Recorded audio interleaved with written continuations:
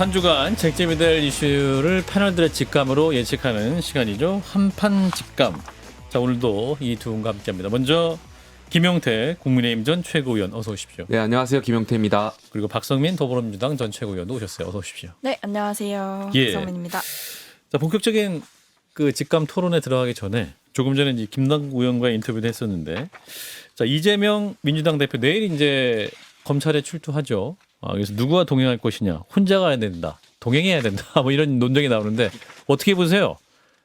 자, 우리 박성민 전 최고위원부터 이재명 대표 혼자 가시는 게 맞습니까? 혼자 가셨으면 좋겠는데요. 혼자 가시면 네, 좋겠다. 혼자 가시는 게 맞다고 생각합니다. 아하, 왜냐하면 그래요? 사실 뭐 일부 이제 가까운 의원님들이나 뭐 지지자분들이 오시는 거를 막을 수는 없겠죠. 하지만 예. 그것과 별개로 당의 지도부가 같이 간다는 거는 전 좀 다른 문제로 보이거든요. 아하. 그래서 당의 이제 공적 자원과 공적인 지위를 갖고 계신 분들이 이제 이재명 대표의 이 출석에 같이 동행한다는 것 자체가 지금 민주당이 가지고 있는 힘과 권력을 민생보다는 이재명 대표를 보호하는 데 쓰고 있는 거 아니냐라는 일각의 방탄 정당의 이미지를 네. 가질 수 있다. 그런 비판에 대해서 좀 괜히 이제 비판의 빌미를 여지를 더 많이 주는 행위라고 생각돼서 저는 이재명 대표가 기왕지사 이렇게 당당하게 임하시겠다고 한 거 완전 당당하게. 본인이 끝까지 좀 돌파를 하셨으면 좋겠습니다. 근데 아까 김남국 의원 얘기는 이재명 대표는 오지 말라고 이렇게 한사코 말씀을 하시는데 굳이 가겠다는 의원들이 있어갖고 굳이 또 서고 싶은 의원도 옆에 있을 거 아닙니까? 그런 의원도 아예 그냥 오지 말라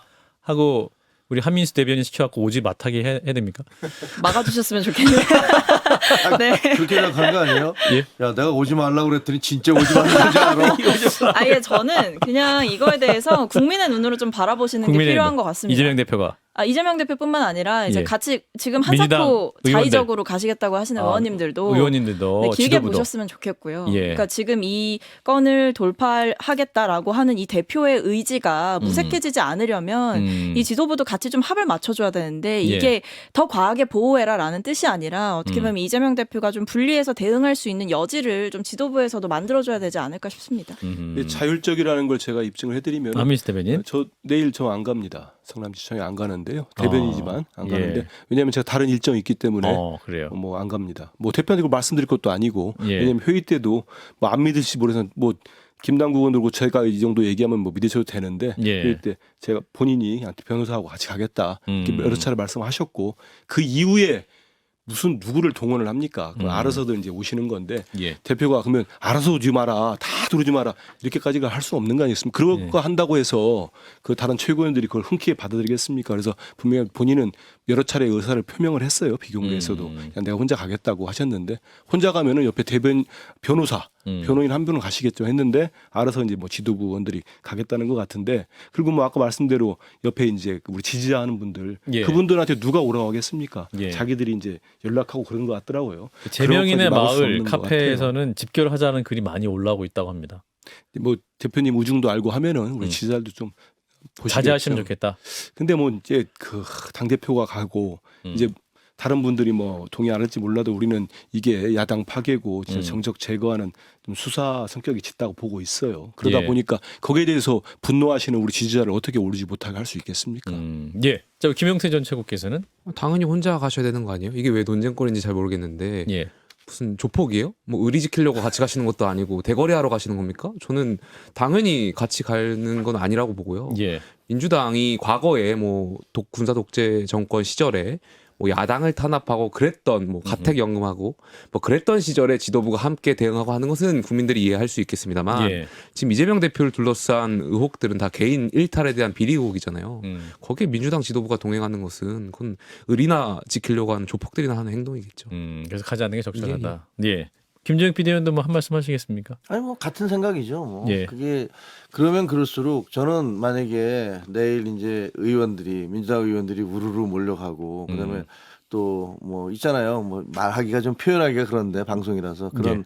뭐 무슨 딸이라는 분들이 우르르 몰려들어서 거기서 뭐 고함 치고 개혁의 딸들. 뭐 아우성 치고 뭐 이런 그런 모습이 보여지면 그걸 보는 국민들은 과연 무슨 생각을 할까? 그리고 그게 과연 민주당에게 도움이 될까? 예. 민주당 지지자들은 또 무슨 생각을 하실까? 여러분들이 지금 우려와 걱정을 표시하시고 계시잖아요. 그런 것이 현실로 나타날 경우에는 글쎄요. 민주당 그 수렁에서 벗어날 수 있을지 참 걱정이 됩니다. 민주당 굉장히 걱정해주고 계시네요. 아니 저는 기본적으로는 저는 이재명 대표가 민주당 대표 되신 거에 대해서 반대합니다. 그건 좀 제 개인적으로는 옳지 않다고 생각하지만 민주당은 역사와 전통이 있는 정당이고 예. 그리고 우리나라의 민주화를 이끌어오는데 또 공을 세운 정당이에요. 그러니까 저는 민주당 그 굉장히 그 야당으로서 제대로 서야 된다고 생각을 해요. 근데 지금 보이고 있는 모습은 제가 기대하는 민주당의 모습과는 아니다. 아주 많이 일탈한 건 그런 모습을 보고 있습니다. 이럴 때는 뭐 역지사지할 필요도 있을 것 같고요. 그 당원들과 이제 상당히 많은 당원들이 지지해서 예. 압도적으로 된 당 대표이기 때문에 예. 일방적으로 폄하할 필요 없을 것 같고 아까 말씀드린 당 대표의 의중은 충분히 전달이 됐고 예. 그다음에 뭐 지지자들할지 의원들은 자발적으로 올 수 있는 사람도 오는 거 자발적으로 오는 거기 때문에 그렇게 좀 이해했으면 좋을 것 같고 화두를 빨리 이제 국민을 바꾸시죠. 대변인께서 문제 많은 것 같아요. 이거 나 힘들어 다르다. 자, 저는 이제 그렇지 않습니다. 근데 이제 국민의힘 할 얘기 많은데 아직. 아닙니다. 아직 다 있어요. 자, 이제 국민의힘 전당대회 열기가 이제 계속 커지고 있죠. 이 가운데 나경원 저출산 고령사회위원회 부위원장과 대통령실의 갈등이 아주 커지는 모양새죠. 직격탄 날리고 말이죠. 근데 헝가리식 대출 탕감 방안을 두고 감정의 골이 깊어지면서 해촉해라 이런 논란까지 나오고 있습니다. 자, 첫 번째 이슈는요. 대통령실에 직격탄 맞은 나경원 전 의원. 그럼에도 불구하고 당권 전당대회 당대표 선거 출마할까? 자, 우리 김용태 전 최고위원께서 빨리 결정하라고 말씀하셨죠. 예, 저는 나경원 전 의원 지금 별의 순간이라고 생각되고요. 별의 순간입니까? 예, 지지율이 깡패잖아요. 아하. 민주공화정에서 당연히 국민과 당원이 부르면 거기에 응답하는 것이 정치인의 사명이라고 생각되고요. 예. 저희가 그 당원 민주주의를 바로잡겠다고 전당대회 룰을 당원 100%로 바꿨잖아요. 그런데 지금 당원들이 지지층 여론조사에서 굉장히 높은 랭킹을 차지하는 나경원 전 의원을 출마를 못하게 하려고 많은 의원분들께서 언론에 나와서 정말 그런 조리돌림 하려고 하는 그런 모습들을 보면 전 나경원 의원께서 여기에 대해서 더 용기를 내셔야 된다고 생각해요. 이게 그렇군요. 출마가 대통령하고 각을 세우는 것이 아니라요. 당연히 저는 대통령께서 3대 개혁 과제를 끊으셨고 여기에 대해서 어떻게 실행할 것인가. 대통령과의 친분이 중요한 것이 아니라요. 이 정말 실력 있는 당대표가 돼야 된다고 생각되고요. 예.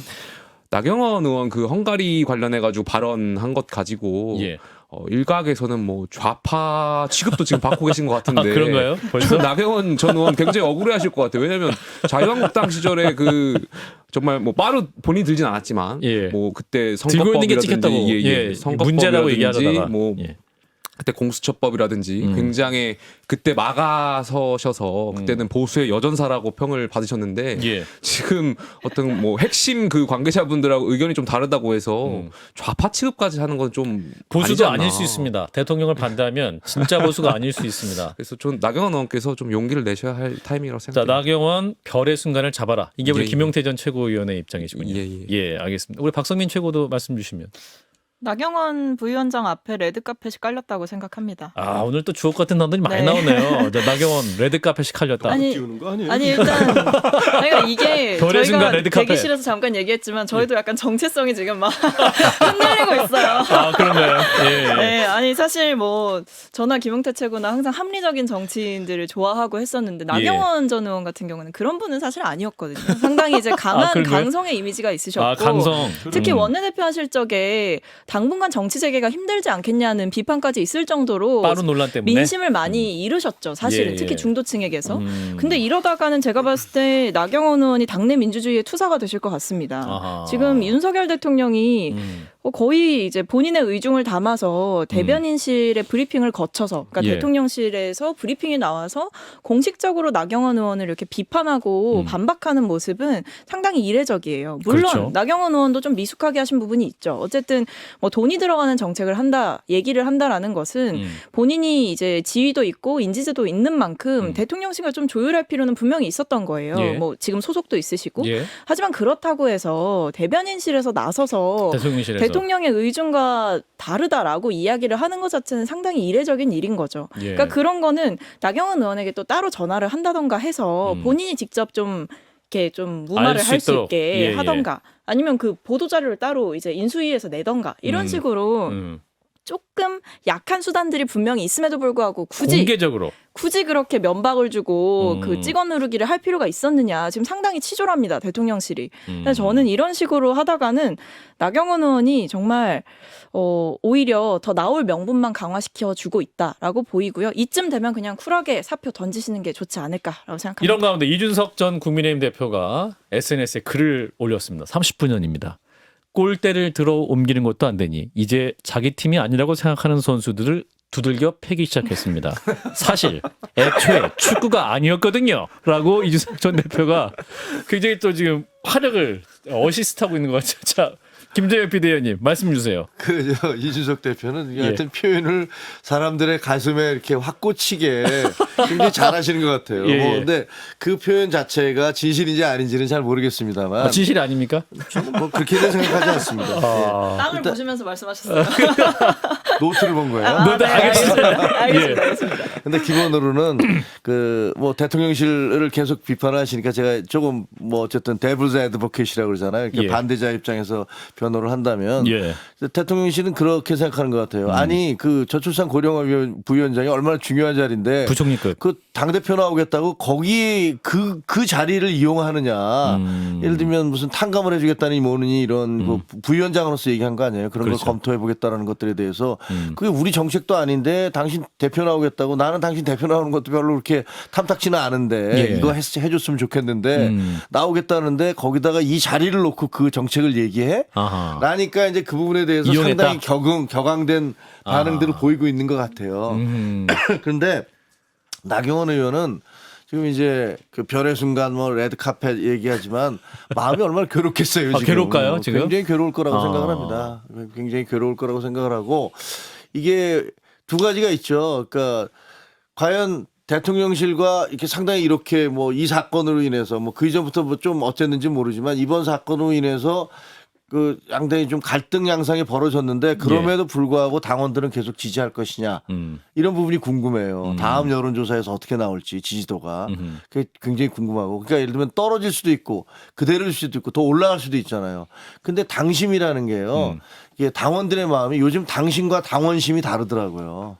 그러니까 당심이라는 게 전체적으로 예를 들면 뭐 저 당협위원장들이라든가 뭐 국회의원들이라든가 이런 분들이 생각하는 것과 예. 또 일반 당원들은 그거에 대해서 또 다르게 생각을 해요. 예. 그래서 이건 지금 당원심이거든요. 예. 당원심이 계속 유지를 해줄지 올릴지 떨어질지 그게 하나 궁금하고요. 두 번째는 나경원 전 대표가 그 아까 뭐 별의 순간 레드카펫 뭐 이렇게 얘기하지만 과연 그 정도의 용기를 낼 수 있을까? 아, 용기를 낼 수 없을 것 같다. 용기를 내야죠, 그거는. 아, 용기를 내야 예를 들면 된다? 뭐 대통령실이 나 기분 나빠하든 뭐든 나 상관 안 해. 나올 거야. 나 나올 거야. 라고 얘기를 한다면 그러면 굉장한 용기 내지는 그런 어떤 자기 나름대로 추동력이 필요할 거예요.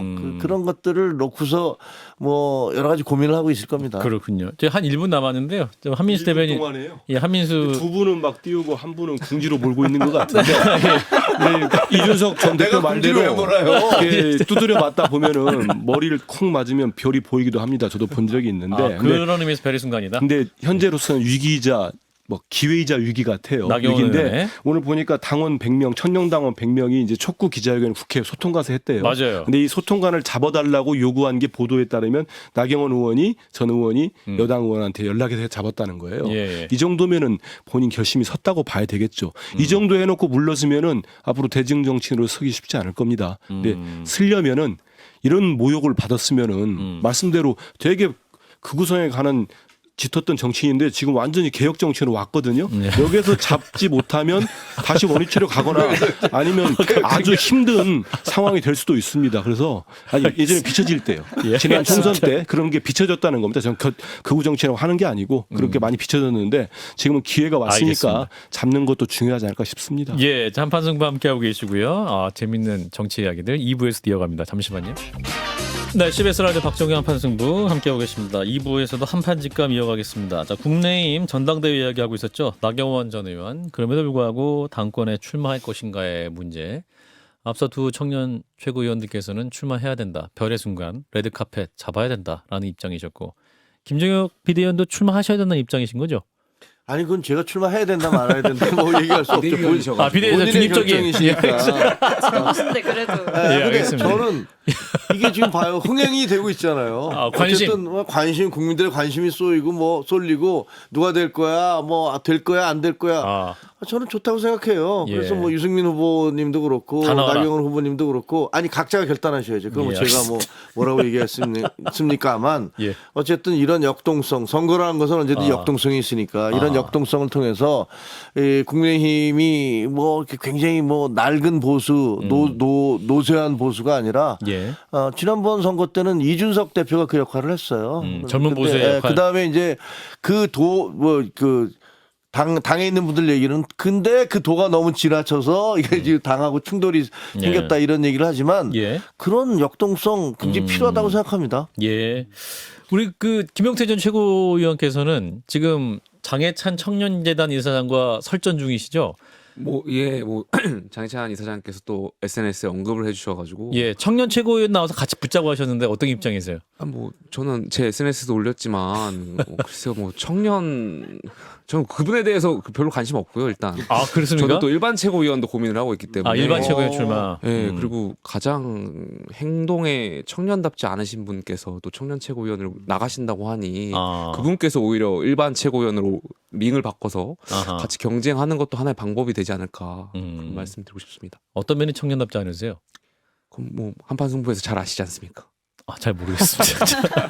자, 우리 한민수 저는, 대변인께서. 아까 말하다 말씀드렸는데 네. 세 분 이제 두 분은 레드카펫 별의 순간 얘기했고 네. 저는 나 전 의원이 나 전 대표가 진짜 뭐 위기일 수도 있죠. 예. 왜냐하면 대통령실이나 대통령 의중이 실려가지고 제가 보기에도 아까 우리 박성민 측으로 얘기했지만 좀 치졸할 정도로 압박을 하고 있어요. 예. 너무 심하잖아요. 저거는 같은 당 정말 그 중진에 대한 예우도 아닌 것 같고 본인 뜻 안 맞는다고 저렇게 윤심 안 실렸다고 하는 거는 분명히 좀 보기 안 좋아 보입니다. 아까 말씀드린 대로 뭐 당심도 있고 당원들 마음도 있는 건데 오로지 뭐 대통령의 의중이 실리는 건 맞지 않은 것 같고 근데 저는 나경원 전 원내대표께서 이번에 좀 결단을 했으면 좋겠어요. 아하. 결단을 해서 이게 위기지만 기회가 왔기 때문에 출마할 결심. 그렇죠. 헤어질 그리고 저는 결심이 아니라 아마 출마할 결심. 지금은 이 정도 지금의 스탠스를 보면은 예. 출마를 하는 쪽에 무게가 실려 있는 것 같고 아하. 지금 이런 어떤 탄압이라 할 수 있는 대통령실이나 이제 여당의 뭐 윤핵관들 이분들한테 하는 예. 모습을 비춰지고 있는데 여기에서 접는다. 당원 여론조사 1위를 달리고 있는 유력한 분이 그거는 본인 정치 미래에도 좋지 않기 때문에 예. 이럴 때 뭐 저도 나 원내대표 잘 압니다만 힘을 내서 돌파하는 것도 방법이다. 돌파해라. 이런 레드카펫. 생각이 듭니다. 응원단이 레드카펫과 별의 순간. 네. 잘 잡아라. 자, 첫 번째 이슈 여기까지 하고. 자, 두 번째 이슈로 넘어가겠습니다. 국회에서 그 철거된 게 있습니다. 윤석열 정부 풍자 작품인데요. 이게 표현의 자유일까 아니면 현 정부에 대한 비방일까라는 질문을 해보겠습니다. 서울민족예술단체 총연합과 굿바이 전시조직위원회가 주최하고 더불어민주당 소속 무소속 의원 몇 명이 주관한 전시회였다고 하는데 이제 정치 풍자 작품 80여 점의 전시될 예정이었는데 이게 지금 철거가 됐다고 하죠. 관련 논쟁은 어떻게 보시는지 누구부터 하실까요?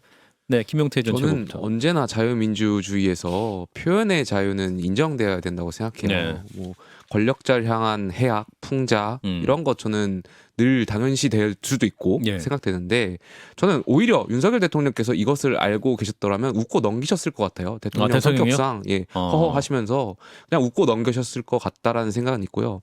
한 가지 근데 드리고 싶은 말씀은 이 제공한 장소가 국회잖아요. 국회. 그러니까 우리 정치가 늘 품위와 품격이 있어야 된다고 생각하고요.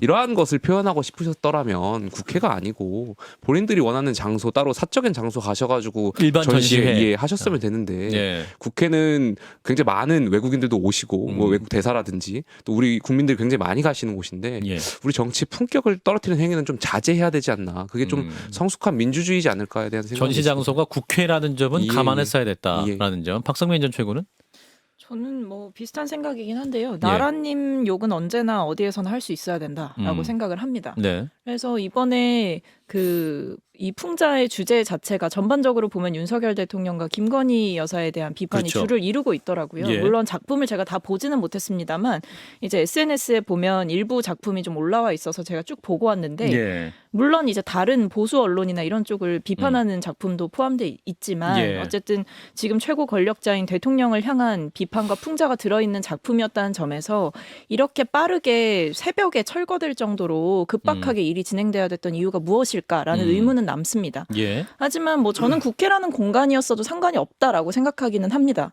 왜냐하면 풍자라는 것 자체가 누군가에게는 어쩔 수 없이 불편한 것이고 그 불편함을 우리가 보호하고 그 불편함이 침해받지 않을 정도로 하는 것 역시도 민주주의에서 표현의 자유라는 가치가 갖는 의미이기 때문에 예. 사실 뭐 장소가 국회였기 때문에 적절하지 않았다. 이거는 좀 동의하기가 어려운 주장이긴 하고요. 다만 제가 좀 눈여겨봤던 것은 뭐 과거에도 이제 박근혜 전 대통령의 그 나체 그렇죠. 그림 같은 것이 이제 국회 전시로 그때도 풍자의 의미로 걸렸던 것인데 네. 그때도 상당히 많은 비판이 있었어요. 그렇죠. 표현의 자유와 비방과 뭐 돈 없는 성적 비하 아니냐 이런 선에서 그때도 우리가 사회적 논쟁이 한 번 있었는데 그 일을 통해서 제가 배운 교훈은 어찌됐든 풍자라는 것이 어떤 내용으로든 할 수 있어야 되는 것은 맞지만 예. 그것이 성별을 이유로 성적인 비하가 이루어져서는 안 된다는 점 그리고 확인되지 않은 사실을 가지고 뭔가 음모론적으로 제기해서 불필요한 갈등을 야기하는 건 역시도 좀 지양되어야 되는 것이 아닌가라는 생각은 정치인으로 해볼 수 있는 것 같습니다. 예. 김재영 PD님께서도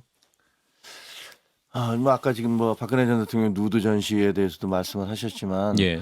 저는 뭐 풍자는 민주사회에서 얼마든지 인정이 돼야 되죠. 근데 그 풍자는 한쪽 방향만 향하나요?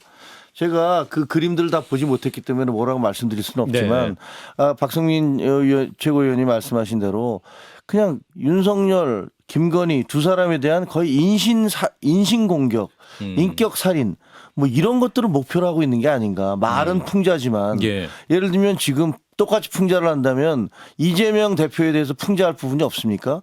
이재명 대표에 대해서는 지금 내일 검찰에 출두하시지만 수없이 많은 그런 일들이 있었는데 거기에 대해서 만약에 그 전시회에 김건희, 윤석열 이 두 분에 대한 어떤 이른바 풍자 못지않게 이재명 대표에 대한 이른바 풍자가 있다면 그러면 아마 웃고 넘어갈 거예요. 그런데 양쪽 다 풍자 그림을 표현했다면 그런 것들이 아니고 명백하게 한쪽에 대해서만 이른바 풍자를 하고 있다면 예. 그것이 풍자인지 아니면 풍자를 가장한 인격 살인인지 그리고 어떤 특정의 정치적 목적을 가지고 하고 하는 것인지 이런 부분들을 따져 묻지 않을 수가 없습니다. 그리고 이 철거한 것들에 대해서는 제가 알기에는 국회의장께서 지시를 한 걸로 알고 있거든요. 국회 사무처에서 네, 했는데 국회 사무처가 국회의장이 지시 없이 어떻게 하겠어요. 예. 근데 이런 부분들은 국회의장은 지금 그 민주당 소속이세요. 그럼 사무처장도 민주당 출신이죠. 이광재 사무총장이죠. 그렇죠. 예. 그 사무처장도 이광재 예. 그러니까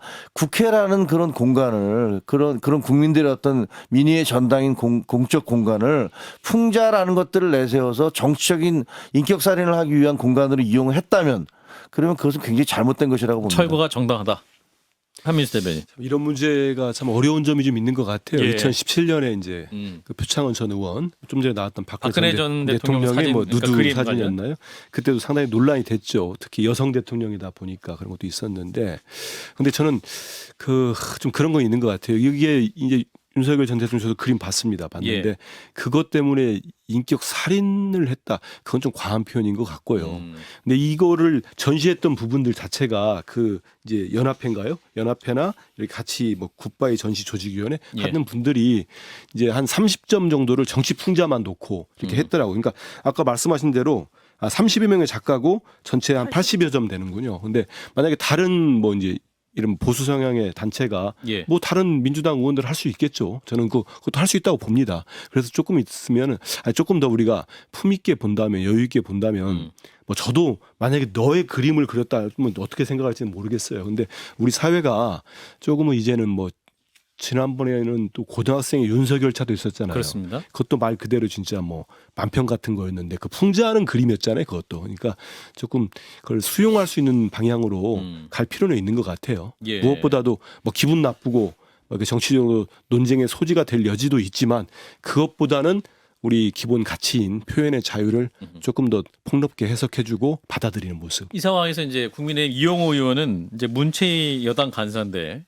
해당 전시회를 주관한 여당 의원들을 국회 윤리위에 회부해야 된다. 또 이렇게 말씀하고 있어요. 자, 윤리위 회부할 사안입니까? 아니 저는 박성민 전 최고.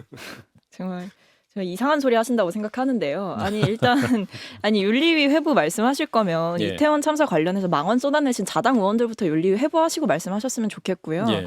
어쨌든 이 전시 자체는 사실상 지금 새벽에 그림이 다 철거됨으로써 제대로 열리지 못한 전시회입니다. 예. 근데 그렇다고 해서 공동주관한 의원들에게 책임을 묻겠다라고 하는 것은 뭐 이 의원들이 직접 그린 그림도 아니잖아요. 어떻게 보면 공간을 내어주기 위해서 함께 이제 공동으로 주최를 한 그런 기능적인 역할을 해준 것이기 때문에 이 부분에 대해서 뭐 지금 대선 불복이다 뭐 아니면 윤리위 회부해야 된다 이런 식으로 얘기하는 것 자체가 예. 표현의 자유를 상당히 공격하고 있는 것이고 그리고 정치적으로 과도하게 이 일을 해석하고 있는 행태라서 굉장히 부적절해 보입니다. 그냥 윤리위 회부 말씀하시면 본인 당에 유리하실 게 없는데 왜 굳이 그것을 끌고 들어오시는지 좀 윤리위가 의문이네요. 참 얘기가 많이 나오는 것 네. 같아요. 자, 김용태 전 최고. 그러니까 뭐 비단 이 건뿐만이 아니라 예. 우리 정치가 좀 낭만을 많이 잃은 것 아닌가. 뭐만 하면 윤리위가 법대로 하고 윤리위가 뭐만 하면 좀 방심이 회부하고. 가고 네. 열리지도 뭐만- 않아요. 그냥 제대로 되지도 아니, 않아요. 아니, 뭐만 알겠습니다. 하면 고소고발하고.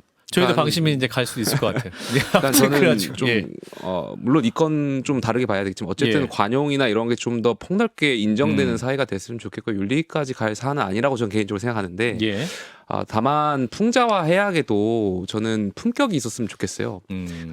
풍자나 해악 자체를 할 때 어쨌든 그 남을 막 깎아내리고 막 정말 보기 흉하고 이러한 것은 좀 지양해야 되지 않나 이제는. 그리고 이런 거에 대해서 윤리까지 갈 필요도 없고요. 국민들께서 이 지금 주최하고 여기에 협조해줬던 의원들 민주당 의원들 다 알고 계십니다. 그래서 국민들께서 다 평가하시고 그 의원들에 대해서 표로 심판하실 거기 때문에 다음 총선에 이에 심판하실 것이다. 저는 윤리까지 갈 사안은 아니라고 생각합니다. 김재욱 비대위원께서. 아니 이거는 진짜 풍자와 모욕의 기준이 뭔가가 사실 애매모호하잖아요. 그렇죠.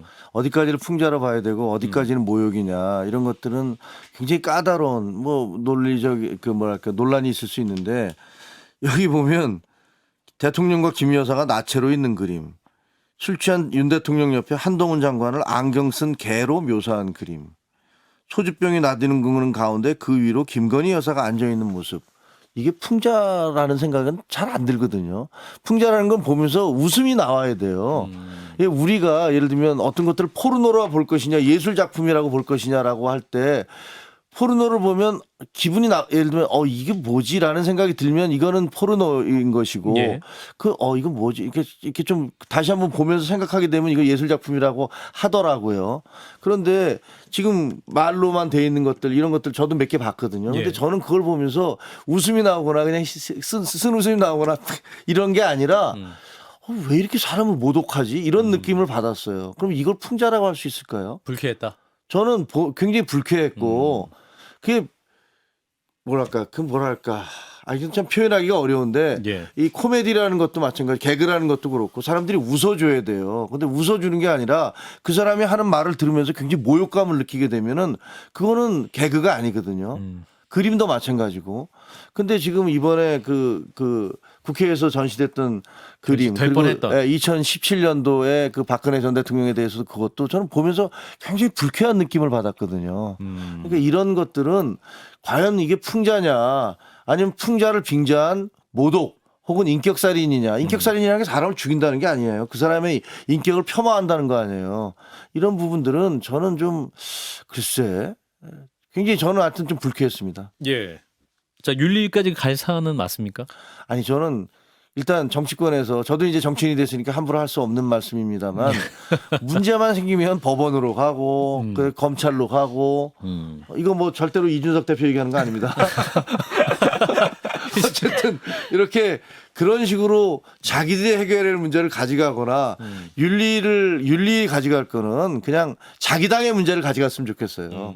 상대 당의 문제를 윤리에 가져가 봤자 절대로 그게 윤리위에서 처벌되거나 문제되지 않거든요. 예. 그냥 제스처에 불과하니까 이런 제스처보다는 국민들께 이거 문제가 있습니다라고 그냥 말씀드리는 게 더 효과적인 방법일 거라고 생각해요. 예, 한민수 대변인께서는 네, 저는 보니까 그 신원식 의원 좀 전에 우리 얘기했듯이 북한과의 내통했다고 김병주 대장 의원한테 해서 거기를 윤리를 제소하니까 예. 이거 맞불을 놓은 거 아닌가 이런 생각이 들 정도로 저는 별로 건이 안 되죠. 말 그대로 이런 뭐 같이 전시지 않게 했던 의원들한테 이렇게까지 한다는 건 저는 이용우 의원이 좀 과하게 한 것 같고요. 되지 않을 사안이라고 봅니다. 이건 말 그대로 정치적 공방을 하는 것 같고 저는 이번에 저도 그림 몇 개를 말로 설명하신 거 들어오기 전에도 보고 했는데 저는 2017년하고는 제 개인 느낌입니다만 좀 달랐어요. 그때는 아무래도 여성 대통령이다 보니까 저도 이거는 과하다. 그때 과하다는 생각이 들었거든요. 그런데 이번 그림 이거 다 보진 못했습니다. 뭐 한동훈 장관 뭐 개 이런 거 못 봤는데 그 앞에 대통령하고 예. 여사 이렇게 한 거는 봤는데 글쎄요 저는 그 정도로 뭐 기분 나쁜 게 아니고 아 요즘에 정치 세태를 이런 식으로 풍자한 그림을 그렸구나 이런 생각이 들었거든요. 아마 우리 5명도 그림 다 이렇게 표현을 보면은 다 느낌이 다를 거예요. 다른데 이거를 모두가 이제 그럴 거다. 대통령도 그렇고 모욕적으로 느낄 거니까 이거는 문제가 있다. 이렇게 재단하고 가는 것도 좀 그래 보여요. 이재명 대표에 대한 것들도 섞여 있으면 그렇게 볼 거라니까요. 아니 한번 그려 보세요. 양쪽 그려 보면은 그려 보세요. 김종혁 그려보면 볼 전시회를 테니까. 한번, 네. 아니 우리 김 의원님도 자꾸 그 물타기 하다가 아니 상호 관계 없는데 관계 없는 부분을 자꾸 끌어와가지고 공격하는. 제가 아까 얘기했잖아요. 그렇게 그려볼 수 알겠습니다. 하면은 그것도 풍자다고 인정하지 않습니까? 근데 자꾸 어이없게 자꾸 공격하는 건 좀 그런 것 같아요. 제 말씀은 양쪽의 균형을 맞춰서 이 사람도 권력 아니, 전체에 근데 그런 아니, 근데- 보수단체 쪽에 연락해서 네. 그려오라고 하시라니까 이분들은 다른 성향 단체 아닙니까? 저희 알겠습니다. 국민의힘은 늘 품격과 품위가 있어가지고 보수 정치인은 품격, 정치의 품격을 거기 그쪽 유튜브 많이 보시면 많이 있어요. 거기 할 말 올릴 못할 수 말 많이 있도록 하세요. 노력하겠습니다. 아니 저는 풍자의 기계적 균형을 요구하는 것 자체가 상당히 위험하다라는 생각을 하고요. 그러니까 어떤 심정이신 거는 알겠는데 예. 그렇다고 해서 뭐 이 단체가 이재명 대표와 관련된 풍자를 하지 않았기 때문에 문제가 있다 이렇게 보는 건 좀 동의하기 어려운 해석인 것 같습니다. 그런 의미는 아니에요. 예, 알겠습니다. 여기까지 하고요. 하나 더 보겠습니다. 김만배 씨가 언론사 간부에 의해서 기자 수십 명과 금전거래를 했다라는 정황이 포착됐죠. 그래서 지금 대장동 사건이 정치권뿐 아니라 이 언론사까지 지금 뒤흔들고 있습니다. 한겨레 신문은 편집국장이 사의를 표명했죠. 자, 기자들에 대해 억대 로비한 김만배. 국민의 언론 부신 가중시킬 것인가. 저희 언론에게도 굉장히 아픈 이 아이템이 될 것 같아요. 이 부분 어떻게 보시는지. 자, 김용태 전 최고부터 말씀 주시죠. 충격적이죠. 예. 여기 두 분 대변인하고 그 비대위원님 다 기자 출신이신 걸로 알고 있는데 네. 늘 그 민주주의를 사수하는 것은 물론 국회, 의회뿐만이 아니라 국민뿐만이 아니라 이 언론의 역할이 굉장히 중요한데 그렇죠. 여기에 대해서 정말 충격적인 사건이 있었다는 것 자체가 국민들께서 언론을 대하는 태도가 굉장히 좀 바뀌실 수도 있다라고 생각해요. 그래서 이번 기회에 물론 저는 그 좀 총체적으로 우리 사회에 언론 계통에 있었던 그런 병폐나 이런 것을 다시 한번 좀 정화하고 할 수 있는 계기가 좀 되었으면 좋겠습니다. 네, 박성민 전 최고. 저는 뭐 밝혀지는 대로 지금 명단 공개를 좀 할 필요가 있다라고 보이고요. 명단. 그리고 이 기회를 통해서 카르텔을 좀 깰 필요가 정말 단순히 그냥 균열을 내는 정도가 아니라 깰 필요가 있어 보입니다. 그리고 보면 지금 기자들뿐만 아니라 이것이 판사나 검사 쪽에도 이제 흘러갔다라는 이야기도 있거든요. 판검사들에게도 골프 접대하면서 100만 원씩 줬다. 네, 뭐 이런 그래서 얘기도 사실 있죠. 이게 전반적인 법조 카르텔과 언론 카르텔 이거는 사실 우리 사회에서 굉장히 큰 축을 차지하고 있는 부분이잖아요. 예. 어떻게 보면 법과 정치, 언론이 사실상 우리 사회를 계속해서 굴리고 있다라고 볼 수 있을 정도로 예. 상당한 권력을 지닌 곳이기 때문에 이런 식의 이 뭐 로비가 먹혔다라든지 아니면 돈을 받았다라든지 이런 식으로 드러나고 있는 비리에 대해서는 반드시 엄단해야겠지만 그 이전에도 분명히 이것들 명명백백하게 공개를 할 필요가 있어 보입니다. 예. 뭐 언론계 또 법조계 전반적인 로비가 있었던 정황인데 두 분도 뭐 기자 출신이시니까 어떻게 보고 계시는지. 김진혁 대변인부터. 뭐 아까 지금 그 김용태 예. 전 최고께서 말씀하신 대로 상당히 충격적이죠. 근데 옛날에 그런 얘기는 하더라고요. 김만배 그 기자가 그때 당시에 그 후배들하고 만나면 술 먹고 날 때 차비라고 주는데 굉장히 거액을 준다라는. 차비가 아니었던 건가요? 네, 단위가 다르다. 예, 그런 얘기를 하더라고요 기자들이. 근데 이 사건이 터진 다음에 이제 저도 궁금하니까 야 도대체 김만배라는 사람이 누구야?라고서 저도 이제 취재를 해봤거든요. 예. 그래서 후배 기자들한테 이 사람 저 사람 물어보니까 뭐 그쪽 그 회사에 있었던 기자들 얘기를 전언을 하면서 예. 뭐 후배들이 끝나고 나서 술 먹을 때 회식 같은 거 할 때 그래서 회식하기를 되게 좋아한다. 선배가 자기를 꽤 많은 돈을 주신다. 뭐 그런 얘기가 있었다는데 사실 여부를 떠나서 그런 얘기가 오갔다는 거예요. 그래서 야, 그 친구는 뭐 그래서 저는 깜짝 놀랐거든요. 이게 어떻게 뭐 아무리 후배가 이뻐도 정말 만취가 돼서 그냥 어쩔 수 없이 택시 태워 보내고 뭐 몇만 원 주고서 앞으로 잘 데려다 주세요라는 거는 뭐 기자들 사회에서 그 인지상정으로 선배가 할 수 그렇게 할 수 있겠지만. 있죠. 근데 그걸 정기적으로 그런 식으로 한다라는 것도 잘 이해가 안 됐고 그리고 이번 기회에 반드시 고쳐야 될 것이 법조라는 데가요. 출입해 보면 상당히 많은 정보가 들어온단 말이에요. 예를 들면 어느 기업을 수사를 한다? 그거 굉장히 중요한 그 흔적만 보아도 예를 들면 검사가 어떤 기업이 좀 문제가 있다고 생각하고 있다라는 그런 정보 같은 것들은 사실 굉장히 큰 거예요. 근데 그런 것들을 예를 들면 언론사가 법조 출입 기자를 기사를 써오는 게 아니라 예를 들면 거기서 나온 기사 그런 정보나 이런 것들을 가지고서 그 회사하고 딜을 할 수도 있는 거거든요. 야, 당신네 회사 무슨 검찰에서 좀 힘들어한다는데 뭐 이렇게 하면 그 회사는 저희가 광고비 드릴 테니까 그거 좀 막아주세요. 이거 거의 브로커 아니에요, 이거는. 근데 이런 식의 행동이 뭐 있었다는 게 아니라 이런 식의 행동이 있었을 수도 있어요. 그러니까 기자는 기자로서 활동을 해야 되는데 기자는 기사를 안 쓰고 그냥 나가서 출입만 하면서 사람들 사귀는 검사들과 사람만 사귀는 역할을 하도록 그렇게 만들어 놓으면 거기서 부패가 발생할 수밖에 없거든요. 예, 법조 출입 어떤 그 취재 관행도 바뀌어야 된다. 그러니까 지금 그렇다는 게 아니라 혹시 저는 김만배 씨가 그런 역할을 한 게 아니냐라는 그런 의구심이 생긴다는 거죠. 지금 하는 걸로 봐서는. 액수도 크고 예. 기자들한테 전달됐다는 뭐 진위업은 다 따져봐야 되겠습니다만은 근데 액수도 크고 국민들이 충격을 받으셨을 것 같아요. 그리고 저도 기자 생활을 좀 오래 한 사람으로서 죄송한 마음이 듭니다. 예. 그리고 국민들 충격 받으시고 언론 불신이 가중될 거라는 원래 질문을 앵커가 하신 부분에 대해서 언론 불신을 가중될 거라고 봅니다. 이런 게 드러나면은 어느 국민이 이제 기사 또 뭐 이렇게 거명되는 분들이 쓴 기사를 신뢰할 수 있겠습니까? 그 매체도 그렇고 그래서 자정 노력 아까 말씀대로 특정 언론사 이제 편집국장뿐만 아니고 경영진이 총 사퇴했다는 기사까지 나오던데 아주 큰 파장을 일으킬 수밖에 없다고 보고요. 자정 노력도 해야 되고 법적인 문제가 있으면 법적 처벌을 받아야 됩니다. 그리고 두 번째로는 제가 하나 짚고 싶은 건 예. 이게 이제 이른바 정영학 녹취록에 다 이제 녹취가 된 내용들이거든요. 상당히 오랜 기간에 걸쳐서 이런 일이 벌어졌고 그리고 또 2011년 10월인가요? 하면 이른바 요즘 진술을 바꾼 사람 있지 않습니까? 유동규와 남욱인데 남욱 씨가 이런 얘기를 다 했었어요. 검찰에 가서 신문 받으면서 조사를 다 했는데 왜 그동안 수사가 안 됐나를 좀 생각을 하면 좋겠어요. 왜냐하면 이거가 이제 당시에도 뭐 한두 군데 매체가 보도를 했는데 묻혀 있다가 당시는 아니군요. 지난 연말이군요. 근데 최근에 이제 다시 이제 다른 매체들이 보도하니까 아마 이제 검찰 쪽에서 소스가 나온 것 같은데 김만배 씨를 상당히 압박하기 위한 김만배 씨 이제 인적 관계 네트워크를 끊어버리겠다는 또 의도가 있는 것 같고 우리 박성민 전 최고 좀 전에 얘기한 대로 그 녹취록뿐만 아니고 남욱 씨 진술도 보면은 이 판검사들 이른바 50억 클럽 다릅니다. 50억씩 줬다는 50억 클럽이 아니고요. 예. 말 그대로 판검사들한테 골프 칠 때마다 기사들 한 것처럼 100만 원씩 집어주고 한 번에 뭐 500만 원도 내가 썼다. 그리고 다 했다 이미. 뭐 다 노비해놨다. 이런 거기 때문에 그 수사도 철저하게 이루어졌으면 좋겠습니다. 법조계 전반여 가지 로비 의혹 자체도 같이 검찰 스스로 제대로 수사하라라는 말씀. 한 가지만 짧게 예, 덧붙이면 짧게. 좀 이상하지 않습니까? 왜 정치인은 없을까요? 그렇게 많이 돈을 뿌렸는데 예. 김만배가 지금 여기서 빠진 그 뭐랄까 퍼즐에 빠진 구석은 정치인들이에요. 정치인들한테 얼마나 많이 뿌렸을까요? 뭐 저도 정치인이 됐지만 정말 궁금해요. 그래서 그 지켜보시죠. 부분을 제대로 밝혀내야 될 것이다. 예, 여기까지 보고요.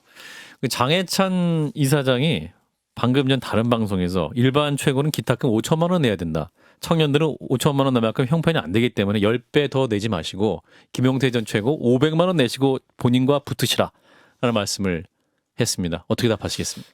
돈 우리 많으실 방송을 들었나요? 것 같은데 실시간으로 듣고 계신가 봐. 돈 많으시지 않으세요? 뭐 별로 저는 장해찬 이사장에 대해서 방송에서 계속 언급을 하고 싶지 않아요. 저는 그분만큼 뭐 그분에 대해서 관심이 많이 없어서요. 저한테 관심 좀 꺼주셨으면 좋겠어요. 관심 꺼주나. 알아서 하겠다. 예.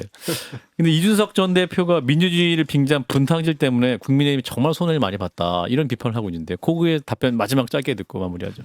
그러니까 지금 전당대회가 많은 당원들의 총의를 모으는 장이 돼야 되는데 예. 지금 이른바 뭐 윤핵관이라는 분들 혹은 뭐 대통령실에서 나서서 뭐 이렇게 뭐 그런 해석될 수 있는 부분들 있잖아요. 그런 예. 부분은 좀 지양돼야 되지 않나.